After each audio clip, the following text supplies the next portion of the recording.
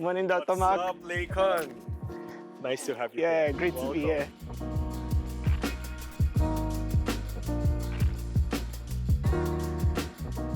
Hi guys, I'm here at the Lufasi Nature Park with Dr. Mark Ofua, a wildlife conservationist and veterinarian, to learn about the challenges of illegal bushmeat in Nigeria.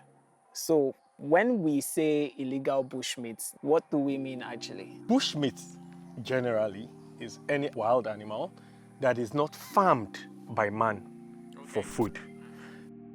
So we're talking about the antelopes, we're talking about the primates, the lions, elephants, snakes, lizards, manatees, turtles, everything. I was scrolling through the Wild African Fund page and I saw that people had these questions. So which one is legal trade and illegal trade? Let's talk about the legal bushmeat.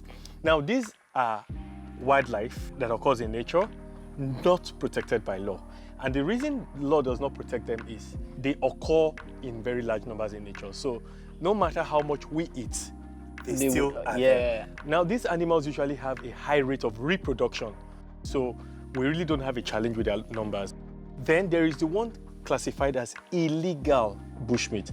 This is bushmeat that, one, is already at the risk of extinction. These animals usually have a very slow rate of reproduction. Like the elephant that carries its baby, the pregnancy lasts for almost 2 years.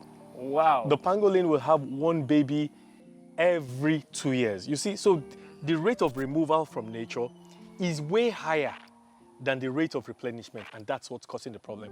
So because these animals are at risk of extinction, the law now comes in to protect these animals. And if you now trade in these animals, if you kill any of these animals, you now will be breaking the law. You become a criminal because you're trading or you're engaging in the trade of illegal bushmeat. So I think what you've said makes it clear. It comes down to size and population and the fact that people take away from nature much more than they are able to reproduce. Like it's common sense. Okay, so how are we losing this endangered species to illegal bushmeat trade? First, people think it's cultural. We have to eat them because our forefathers ate them. If you want to do this ceremony, you need to eat this bushmeat. Yes, it's cultural. But so also was cannibalism, eating humans. It was cultural in some places in Nigeria, in some places in the world. But as society developed, we realized that these aspects of culture really is not beneficial, so we did away with them.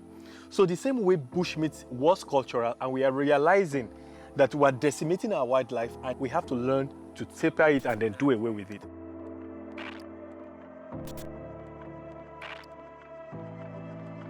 Then also, people consume bushmeat because they think it is organic.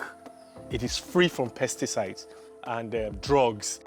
Well, the truth is, from our industries, we throw the effluents and the waste produce into the waterways, and this goes into the wild and the animals take them. So you see there's this accumulation, and when you eat them, you're exposing yourself to this. So what you actually think is free from pesticides and chemicals might really not be free.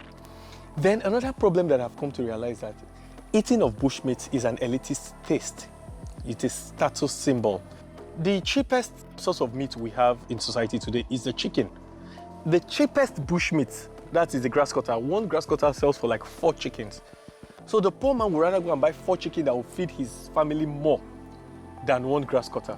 So you see that the bushmeat trade is driven by the rich people. Now, when the market is there, the poor people would go to the forest and go and find it and kill it because and they want sell the it. money.